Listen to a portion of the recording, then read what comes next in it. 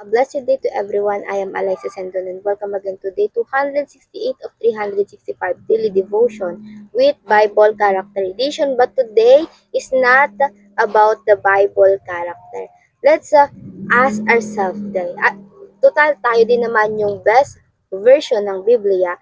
We are part of the character in the Bible. So ngayon, tanungin natin ang ating mga sarili. Are you growing spiritually? Or how do you know if you are growing in your understanding in the Bible? So, paano nga ba? Unang-una, you read the Bible not just to feel good. Hindi na cherry picking yung ginagawa mo or binubuksan mo lang yung Bible para pumili ng verses na gagamitin mo for caption, for posting, na di mo naman nauunawaan yung context. Reading Bible and understanding its hermeneutics. Hermeneutics, ito yung paano ba ginamit yung verse sa Bible.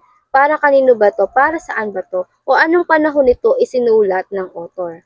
Halimbawa, maraming tao gumagamit nitong verse nito. Jeremiah 29 verse 11. For I know the plans I have for you, declares the Lord. Plans to prosper you and not to harm you. Plans to give you hope and a future. Many people quote this mostly when they are achieving something, like graduation. Makikita yan sa mga graduation posts. But the hermeneutics of this, si Jeremiah, sinabi niya ito para sa mga mamamayan ng Jerusalem na dadalhin sa foreign country which is sa Babylon. Dahil nga, itong bayan ng Jerusalem na to, yung Judah, ay pinaparusahan ng Diyos or may judgment na ginawa ang Diyos sa kanila. Dahil nga sila ay nanirakaw, namuhay sa immoral life. But despite of this tragic event, ang Diyos binigyan sila ng paalala. Paalala na kahit pa dumana sila ng kahirapan o hinaharap nila yung galit ng Diyos, the Lord still care for them. Sabi nga ng Lord, for I know the plans I have for you. Alam ng Diyos na maghihirap sila doon. Alam ng Diyos na hindi magiging madali ang buhay nila doon. But the Lord knows everything already. Then sabi nga ng Diyos, nung after inutos ng Diyos na kahit pa nasa foreign country sila ay piliin nilang lumago kung saan man sila dalhin. Plans to prosper you and not to harm you. So this verse means marahil nasa ilalim man tayo ng pagdidisiplina ng Diyos.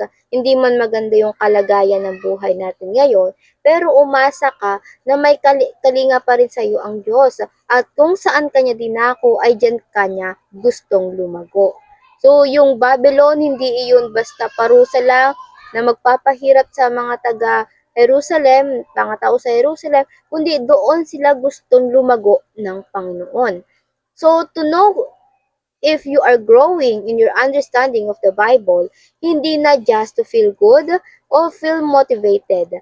Yes, you will feel light reading Bible, but hindi na ito yung goal mo when reading, kundi understand your Creator and His character. Bakit ba tayo dinadako ng Diyos sa mga sitwasyon na akala natin hindi natin kaya or hindi mabuti sa atin? And pangalawa, you read the Bible because you desire to know Christ. Mauunawaan mo na the life is not all about you. It's not all about me. It's all about Jesus. Every single day, every page of the Bible, it's all about Jesus. And it will make you more eager to know Jesus deeply. You will have the goal to have Christ-centric life. Dati, sarili lang natin. Ngayon, Christ-centric na sa lahat ng aspeto ng buhay natin. Maparelasyon man, sa pamilya man, sa finances, sa workplace, or whatsoever.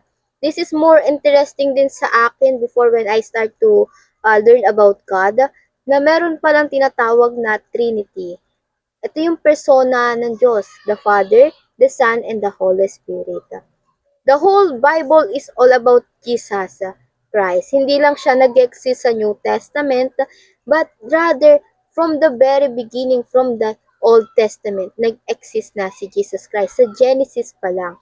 So, sa pangatlo naman na malalaman natin na tayo lumalago na nagmamature sa pagbasa ng Biblia is you read the Bible to understand God's mission.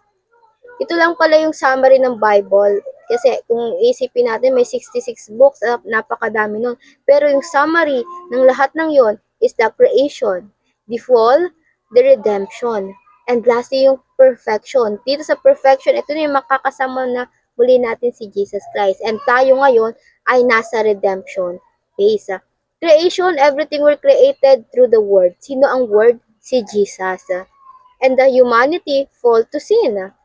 But the Father is so loving to restore us, so He brought the Word into human. Si Jesus nagkatawang tao. And nanirahan kasama natin. Because of Jesus, we can call again to Abba, Father. And we are in the redemption world again. And at perfection, ito na muli nating makakasama si Jesus. Perfection comes when all the people are repented and restored and already redeemed. And dito, lastly, you read the Bible to discover your role in His mission. So, naunawaan mong may mission ng Diyos. At ngayon, inuunawa mo naman kung anong parte mo doon sa mission niya. We are all invited in God's mission. You are inclusive. And the more you read the Bible, the more you understand that it is inviting you to take participation in God's mission. May trabaho ka sa Panginoon. And this calling is not supported by your own capacity. Hindi yun nakadepende sa quality meron ka, sa kakayahan mo, sa magkanong laman ng wallet mo, but based on God's mighty power. God's sovereignty and God's provision. Ang Diyos ang tumawag sa iyo at siya rin ang magpo-provide ng lahat ng pangangailangan mo. Material man yan, or sa mentality man yan, lahat yan kayang i-provide ng Diyos. What a privilege it is to be invited by the Kings of Kings and Lords of Lords para sa kanyang mission, di ba? So, ayun lang po for this devotion. Sana marami tayong natutunan at makita natin yung sarili natin na lumalago na sa salita ng Diyos. At ayun lang po, I hope marami tayong natutunan at matututunan pa. And magkita-kita nawa ulit tayo tomorrow for our next devotion. Have a nice day ahead at ang Diyos na magpala sa ating lahat at tumulong sa ating bawat gawain. Ayun lang po. In Jesus' name, Amen.